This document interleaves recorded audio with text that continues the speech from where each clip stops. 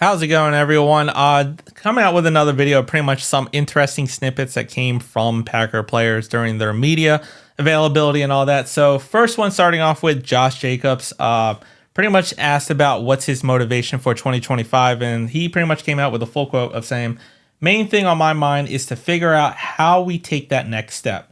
How do I help the guys take that step? The locker room is going to be different.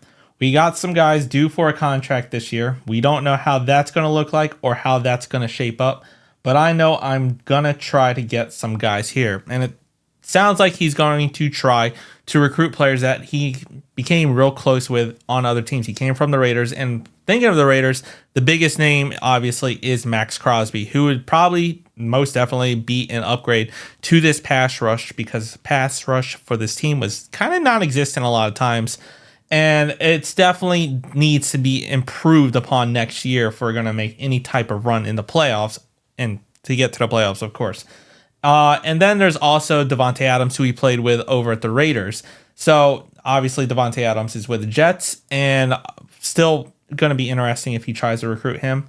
Be an interesting reunion for the Packers, but could have a nice true or potentially true number one receiver on this team and a decent veteran leadership for what's still considered a pretty young receiver group. Now, both players, of course, are still in the middle of their contracts. Davante Adams is kind of deemed to be a cut candidate, especially with what happened with the Jets. So he's probably going to get cut. With Max Crosby, not really. He's still in the middle of his contract. And if we were to somehow get Max Crosby, it would most likely have to be in a trade. I'm not sure how that would look like, but just putting that information out there, like, yes, we could go for Max Crosby. He is in the middle of a contract and would require a trade, and probably a significant trade at that. But we do know Max Crosby and Josh Jacobs are very tight and close. Max Crosby loves Josh Jacobs. So that's going to be the main player that we might look in the offseason and see if anything comes about. Now, moving on to the next player, Jaire Alexander. Now, he didn't really talk to the media. He actually didn't talk to the media. And this is what makes it interesting, because when he was asked to speak to the media at his locker room while cleaning out, and he declined, saying that he doesn't even know if he's going to be there next year. Said he didn't have anything good to say, so definitely wasn't going to talk. And the obvious solution before, or the obvious thing before even the Eagles playoff was, we need to trade or cut him. And it makes a lot of sense. He can't stay healthy. He's been burned by some top wide receivers, especially week one, ironically. Against the Eagles, got torched by A.J. Brown. And it now just seems like that's the only solution this offseason. Jaire doesn't seem like he wants to be here. He's definitely been a slight head case for the Packers.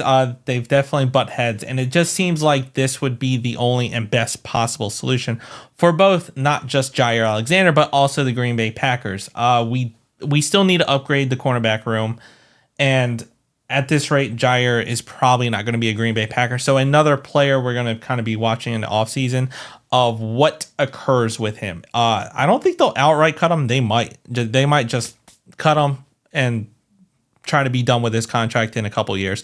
Or they might try to find a trade candidate, but even if they could, it probably won't get a lot of picks, or it won't be a huge trade. We won't get much for him, in my opinion. But it does seem like Jaire and the Green Bay Packers will not be together next year. And speaking on cornerbacks, of course, needing to upgrade the cornerback room, KeShawn Nixon, pretty much talking about how he felt this season after the new kickoff, or with the new kickoff rules. And he said, I don't really want to do it no more. There's going to be talks with the coaching staff and stuff like that, but I think it's over for me. And pretty much saying he's done with kickoffs. He doesn't like the new kickoff rules, especially when there seems to be no incentive for most of the teams to kick to a return. They just all kicked it out of bounds for the most part.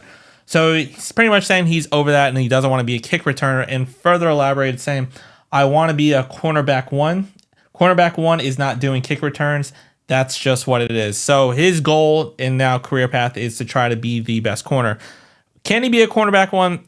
Probably not. I think he had a pretty good year on the outside as a boundary corner, and probably could be a decent cornerback too. He wasn't terrible. He was definitely a lot better than I expected him to be at the start of the season. So all things considered, it might not be a terrible thing. KeShawn Nixon hasn't been an all-pro returner for us, and cornerback 2, I think, is probably a better goal for him next year. Now, I still think we should still attack the cornerback group, whether it's through free agency, through trade, through drafting, or potentially all three. But that is definitely probably one of our top 3, top 2, maybe the top priority going into this offseason. But let me know what you think down in the comments. If you like the video, hit the like button, subscribe to the channel, and as always, go Pack Go.